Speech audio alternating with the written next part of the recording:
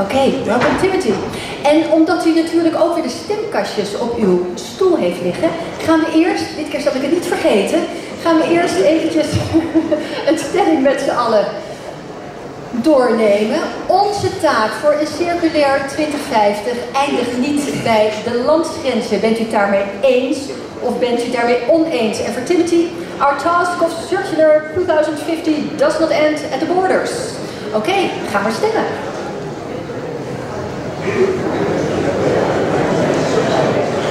Gaat heel goed, gaat heel snel. Nog 2 seconden, 1 seconde. En uw stem is gegeven. Wat? Wow! Oké, Timothy. We all agree. You agree? I agree. Gelukkig, hij agreed. Oké. Timothy, you can give your reaction to this, or you can go ahead with your presentation. Well, I'll just remark quickly that, I live and work in a third world country in a dump site. So if you guys figure out the whole circular economy for waste, please bring it to other borders in other countries and share the information to us. Great. Yes. Okay, the floor is yours. Okay, Timothy Bouldry. Thank you. It's an honor to be here today.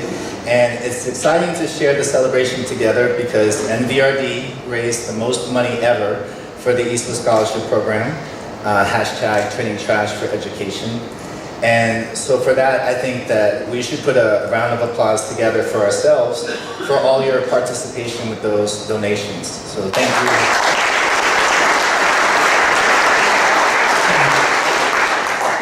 With that money raised, I'm able to run the program for another year and a quarter. So I think that's amazing, and I have a lot of gratitude. Thank you. I just flew here from Nicaragua yesterday, where I run the scholarship program. And most of you probably know that Nicaragua broke out into a civil war about 50 days ago. So coming here means a lot to me because you took me out of an unsafe situation. So I think my family and my friends are very appreciative for you because I wasn't going to leave and, and you made me leave, and I appreciate that. And plus, I went from machetes and pistols to like tulips and Van Gogh paintings, and that's a nice change of pace. These past weeks have been very complicated to digest and understand in Nicaragua. And normally my speeches leave time to talk about dumps all over the world. But we have the exhibit outside, and I want to thank Linda and everyone that helped her to put that together because they did a great job. So please take a time to look at the captions and make sure that you see the distinguishes between the different countries and the waste sectors there. And also, I tend to focus on natural disasters and how people migrate to dump sites because of hurricanes or earthquakes, and also how climate change is involved in that, and how climate change is related to us, and how there's a vicious cycle that's happening. So today I want to focus more about government corruption and how that can lead people into the same path towards dump sites. And also how governments recruit and abuse the people that are in those oppressed zones and making their own vicious cycle. So Nicaragua is affecting the youth in that way, and it's certainly affecting our ISWA kids. But first, I want to be a little bit more light and share a song that the kids wrote from La Chureca. And it's a song that expresses their story and also their dissatisfaction with the government themselves. And it's told by Melkin. He's one of our aspiring mechanics. And it goes like this. La canción que nosotros hicimos, chavalos pequeños en la Chureca, y dice así: Dios mío, tú creaste todo, también a los niños, pero este ambiente nos da mucho fastidio, ya mi corazón lo tiene entristecido. Quisiera que los medios a mí también me escucharan, para que el gobierno ya despertara, este basurero de una vez se acabara. Este trabajo muy duro nos tiene muy angustiados, y nuestro destino es tan malo que nuestros seres churequeando hay muertos han quedado. De este trabajo comemos y bebemos, y señores les digo para dónde cogemos. Quisiera que todo esto solo fuera un sueño, porque siendo niño aún soy muy pequeño. situación nos ha robado nuestros sueños. Dios mío, tú creaste todo, vela por los niños, vela por aquellos que no tienen cariño, vela por la comunidad de los Martínez. Creen que porque vivimos en la Chureca no tenemos derechos, solo por eso vienen aquí a tirar sus desechos. Lo que queremos es una casa con buenos techos, no más mentiras, queremos los hechos.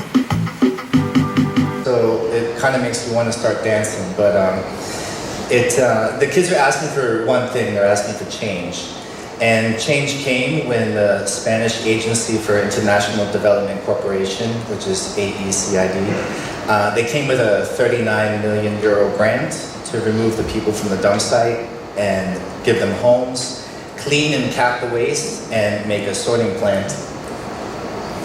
At this time, there were 1,800 people living at the dump site and around 250 families, and 50% were children. This is when I first came here, about 10 years ago. The homes created by the Spanish were solid, good quality houses with furniture. The dump site was cleaned up and capped with methane pipes, and the sorting factory was created to provide formal jobs. Now, the negative part of this project was that they got a formal job, but they make a lot less money. So, they're a little poorer, but they live in a much cleaner environment because of the homes.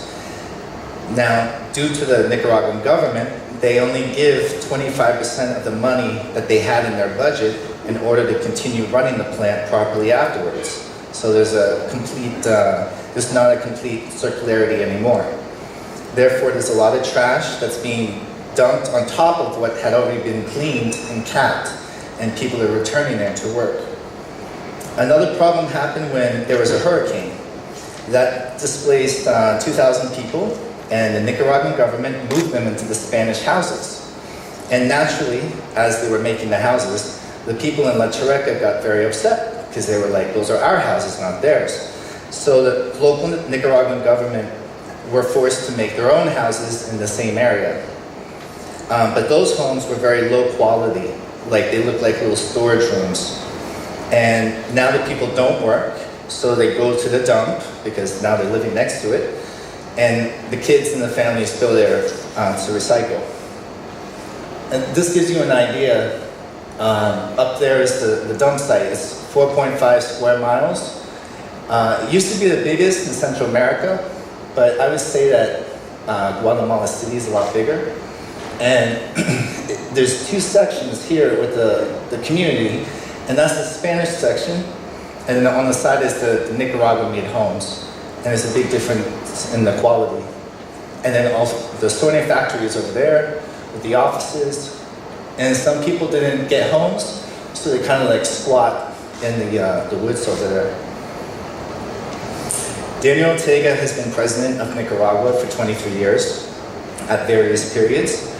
He made it so that he could be president for life, and made his wife, Rosario Murillo, the vice president. They are the Sandinista party, and from this graphic, you can see that the Sandinista party is smaller than the opposing party, called the Blue and White. However, the Sandinistas are very powerful because they control the police, the army, JS. JS is like young Sandinista gang members that do whatever the government tells them. All TV channels, gas stations, newspapers, and the public school system. Ortega announced that he was decreasing pension benefits and reconstructing the social security system so that people receive less and have to pay more. This was the straw that broke the camel's back, and so students went out in the streets to peacefully protest. These are some of my photographs of the students from UNAM that lived near my house, and this is after the protests became violent. And so they started to make moteros, which is these little like weapons that they make from metal and recyclables. Ortega sends his JS out to fight and kill them, and then blame the peaceful protesters that they were the violent ones, and order the police and the army to get involved as well, who are to this day murdering their own people that just want freedom, honesty, and justice. They've had a dialogue like 4 times, but it's just not working. And last night was Mother's Day, and they had a Mother's Day parade, and the police came and they shot a whole bunch of people. Now, one of the new Sandinista staples in the country is the chao palos, the metal trees that you see. That's the vice president's idea. Chao is the vice president's nickname. These trees cost $30,000 to construct just one, and they made about 140, including the huge Hugo Chavez tree that everyone goes to pray to now from the Sandinistas. After construction, installation, security, maintenance, and electricity, because mind you, they're not solar powered, it cost the country $5.5 million for those trees. Remember, Nicaragua is the second poorest country in the Western Hemisphere after Haiti. These trees are a slap in the face after those who have been oppressed by this dictatorship and regime. Mind you too, the president commissioned his own son to make the trees. So one by one, people took to the streets to tear them down, but to add to the chaos, the government allows the JS to damage and loot the privately owned stores, the places I go buy the supplies for the kids. This is Google Maps, and it shows the trees that everyone tore down, and they're getting placed in this area. Even my friends are fighting, like my friend Isabella, who's 28. She's a single mother, and she was held up in a pharmacy by the police. And she had to learn how to throw bombs made out of 7-Up bottles at the police that were attacking her. Can you imagine recycling 7-Up bottles to make a bomb out of that?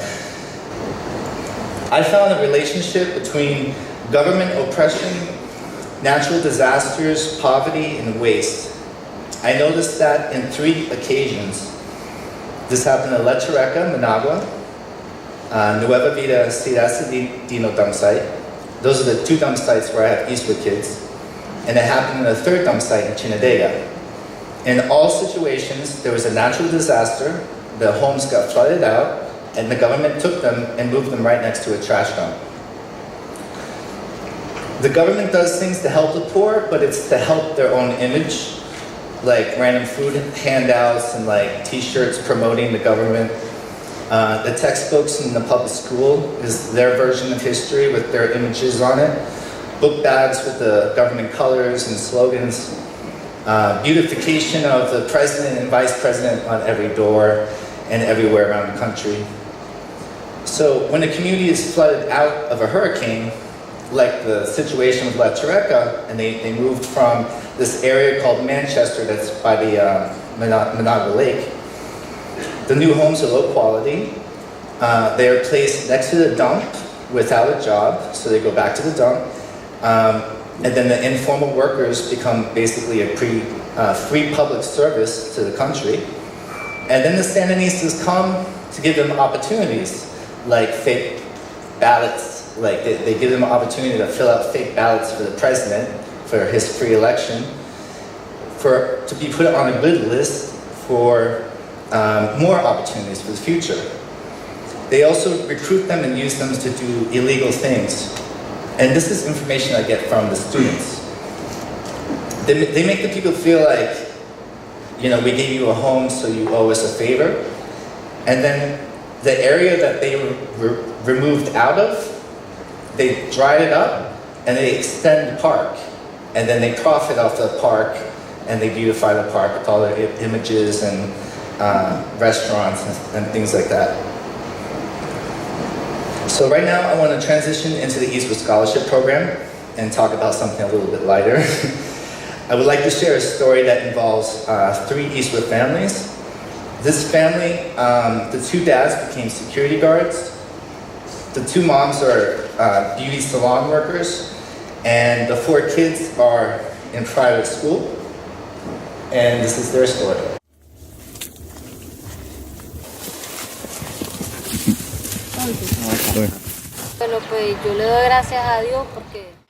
My kids are in the ISWA program. ISWA has given me the support I need. Thanks to God for putting me in your path, because the program has helped me and my children so much. I work in the trash dump and was bringing my children there.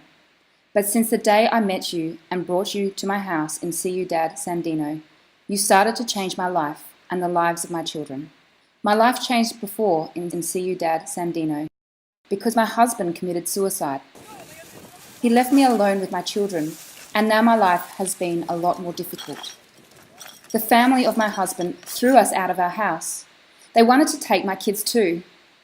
But my mother fought for me and gave me support. She helped me a lot to move forward with my kids and not have my children taken away. I had a pig pen with my husband, but it was alone. Later, all of my animals, my horse and carriage, everything was stolen by my husband's family. I was forced to move to the street. They burned my clothes, they took everything and threw me out like a dog. I had nothing, nor a place to live. I just moved along with my mum and my kids. But thank God I met Timothy. He gave me support, put my kids into school, and now things are more secure. The help he gave me is to keep my kids studying for their future, to one day be great people, and for nobody to bother them. I know they will do something with their lives because now one of them is graduating. Thanks to ISWA for buying the graduation gown, and to my daughter Cynthia, who is moving into her next grade too. It makes me proud, and Timothy too, because we are fighting for their future now so that they can move forward with their lives. Our lives are sad and painful because every day we work under direct sun or during rainy times in the dump. We work from 6 a.m. to 6 p.m. We recycle materials to be able to survive. In the dump, we find food to eat for my children and my grandchildren. We have a problem with the husband of my daughter because he committed suicide due to many addictions. My son-in-law abused my daughter a lot, and also my grandchildren. Now, the ISWA program has provided us with a house because we lost everything from before. They threatened to kill my daughter and my grandchildren. I am afraid as a mother they would do something to them because now his family is following us and bothering us again. With the help of Timothy, we feel more secure and supported. With his help, the kids study, and now we have this safe and beautiful house. The ISWA Scholarship Program consists of 56 students. 12 are in elementary school, 12 in high school, 12 university and college, and then 20 technical students. The technical students are more young adults and parents. I go straight to the source of the dump site or where they're selling the recyclables, and I search for potential students. We then meet with the parents and explain the program in detail, as well as understand the history of the applicant. We then do a formal interview, and if chosen, they agree to sign a contract to state that they're not going to go back to the dump site. If they are successful in the program, then the family and students can receive extra perks. Extra perks include food, special events, sometimes birthday parties, field trips, teeth cleaning. We had one kid repair all of his teeth, and medicine. We have foreign visitors, NGOs, medical brigades, and various workshops and parties. I am the director, and we have an excellent supervisor, Kevin Lopez, to do the program. We have an English teacher, 2 tutors, and we have 9 classes per week total. This is like beyond just what they go to school for. For our students, we have 1 studying to be a doctor. We have 2 nurses. We have some studying tourism and hospitality, English to be a translator, mechanics, engineering, design, barber, like cutting hair, beauty, a cook, a pastry chef, computers, and the other ones are finishing their grade level. We do our best to push them into a private school because we don't want them to be influenced by the government, and they can feel a little bit more, having like a more liberated perspective in their life. For example, many times we find kids that have straight A's in a public school, and then we test them, and then they can't read or write. So the public school system like pushes them through the motions of school, but without actually educating. We're very proud of them, and we teach each other lessons every single day. And now more than ever, they need our love, guidance, and support. They are vulnerable right now because they are a little bit of a target for recruitment for the Civil War if it turns into a new stage. Next, I'd like to introduce you to Danny. He is taking English courses with the program, and his daughter Alondra is also in the program in a private school. She wants to study medicine in college. Danny grew up working in La Chureca, and he was sick with a bacteria on his face. He has some scars from that. He understands very well the importance of studying and does not want his kids in the dump site like he was. We have been working with Alondra to do her best, and this past year she received high honors. And so I talked to him the other day, and he said, "Can I please do a video if you're doing a presentation?" And I said, "Okay." I want to give thanks ISWA and program of ISWA because I have English course, and ISWA helped me with my daughter. She's in high school, private high school, and I want to give thanks Team Bouldry too. Thanks a lot for your help, ISWA. All the necessities for the program kept leading to one place, a place that we could call ours and is somewhere that the community can identify with the ISWA Scholarship Program. This is how the ISWA Center was inspired. I bought one of the Nika homes from one of the families because I couldn't afford the Spanish house with my own money. And the family then used the money to move to the Caribbean coast where they bought land to make a plantation for rice, beans, and plantains. They haven't been to the dump site since. And their two kids, they have two kids that are ISWA kids in the family, and one is finishing high school, and the second one is studying engineering at the University of Nicaragua. After buying their home, there was no security, and someone broke in and they stole our toilet and the wires and the metal piping. So the first mode of action was to start construction that would build a secure space.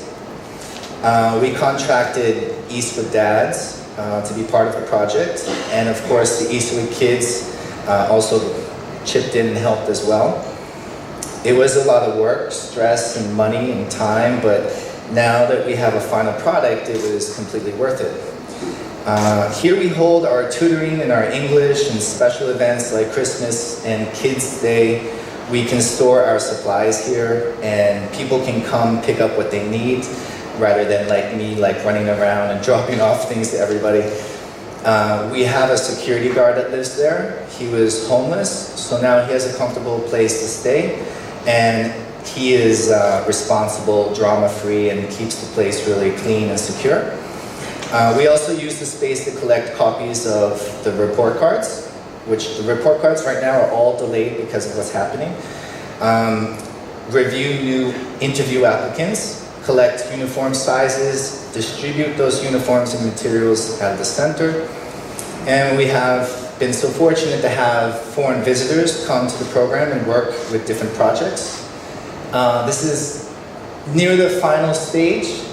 This is a group. We had Kat and James from the Young Professionals, the ISWA Young Professionals, come visit us from Australia. And, you know, we've had consistent visitors for the last 3 years, and it's really been a powerful thing for the kids and for them too. Of course, we go and we do fun things like volcanoes and beaches, but this is the part I think that they really connect to the most. And it's been a really good and evolving experience for everyone. Because those first 2 years were really stressful. I was like, I don't think I can handle this. And little by little, you sort of figure it out. This is the final product where we were able to really smooth out the walls. We were able to put down this beautiful floor. It's much easier to keep clean. We have a Nicaraguan family that comes and they take care of our Christmas parties. They buy all the gifts. We have piñatas. We have, you know, all these great things. This is Shira on the left. She is our best tutor. She's been working with the program for many years, since the dump years, when they were inside the dump. And she has a lot of experience and they love them. This is our supervisor, Kevin Lopez. Alondra, that's Danny's kid with the award. This is Eric. He's like a fantastic kid. I can't wait to see what he does for his future. Now we were supposed to have a huge event this month, Kids Day. It was sponsored by a company. And I wanted to do like a special thing for NVRD with that, but it was canceled. And we had a medical brigade, like everything was canceled this month. So I just stepped into the tutoring class and I pulled this out for you.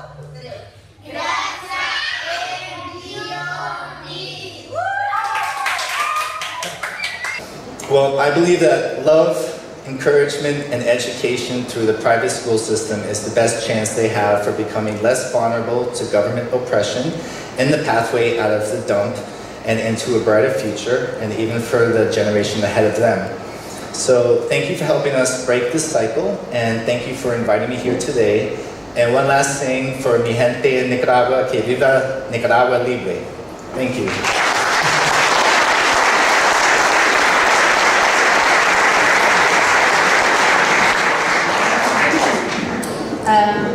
It's emotional.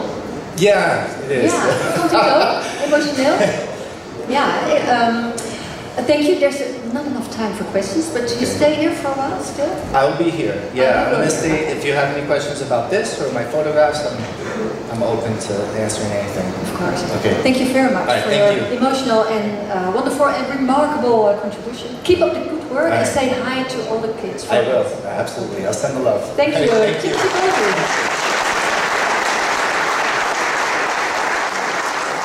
Ja, mooi. Dan weet u tenminste ook dat uw geld bijzonder goed besteed is.